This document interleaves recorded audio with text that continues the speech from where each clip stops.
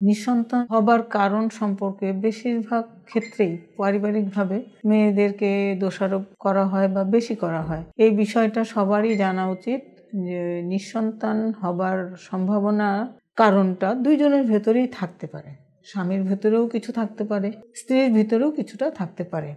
অনেক সময় শুধু স্বামীরই সমস্যা থাকে, অনেক সময় স্ত্রীর সমস্যা থাকে, স্বামীর একটু কম সমস্যা থাকে। আর সমস্যা যদি স্বামীর নাও থাকে, সেক্ষেত্রে আমরা একজনের একটু সমস্যা থাকলে আরেকজনকে একটু স্টিমুলেট করি বা ট্রিগার করি বা ক্ষমতাটাকে বাড়ানোর একটু চেষ্টা করি, যাতে ওই স্ত্রীর উইকনেসটা ওভারকাম করা যায়। এভাবেও ট্রিটমেন্ট দেয়া যায়। তো দোষারোপ করাটা মানে একটা খুব গর্হিত কাজ, এই জন্য যে সন্তান হওয়ার বিষয়টা কিন্তু একটা মানুষের মাথা থেকে শুরু করে পেটের মধ্যে 5-6টা গ্রন্থি আছে যেগুলি নিয়ে কাজ করে, এবং এই গ্রন্থিগুলি থেকে যে হরমোন তৈরি হয়, এই ব্যালেন্সটা খুব দরকার। এখানে ব্যালেন্স থাকবে না যদি মেয়েটা বেশি দুশ্চিন্তাগ্রস্ত হয়ে যায়, বেশি দোষারোপ করা হয়, সেই ক্ষেত্রে সন্তান হওয়ার সম্ভাবনাটা আরও কমে যায়। এই জন্য আমাদের খেয়াল রাখতে হবে যে একটা মেয়েকে দোষারোপ করে কোনো কথা বলা, সেই ধরনের কাজ করা আমাদের কখনোই উচিত না। বরং তাদেরকে সহানুভূতির সঙ্গে দেখা এবং সহানুভূতির সঙ্গে তাদেরকে এগিয়ে যাওয়ার জন্য সাহায্য করা আমাদের উচিত।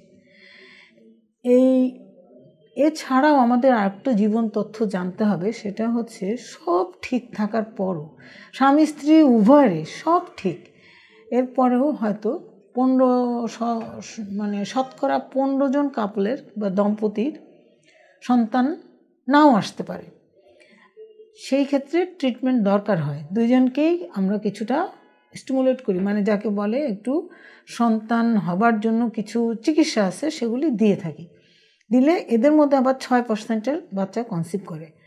আর বাকি যে 9% থাকে, বা 9% থাকে, এই 9%-এর মধ্যে কারো আরও বেশি উন্নত মানের চিকিৎসা দরকার হয়। এটা আপনারা জানেন, IUI নামে আছে একটা পদ্ধতি, তারপরে IVF যেটা আপনারা টেস্ট টিউব বেবি বলে থাকেন, এই পদ্ধতির মাধ্যমে আরও 4% দেওয়া যায়। আর 2% আমরা সাধারণত কিছু করতে পারি না। এটা আল্লাহ, সবই কিন্তু আল্লাহই করেন, আমরা শুধু ট্রিটমেন্টটা দেই।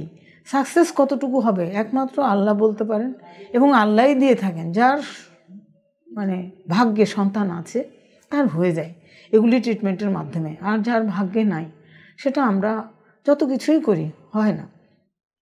তারপরেও আশা নিয়ে মানুষ বাঁচে এবং আশা নিয়ে সামনের দিকে এগোতে চায়।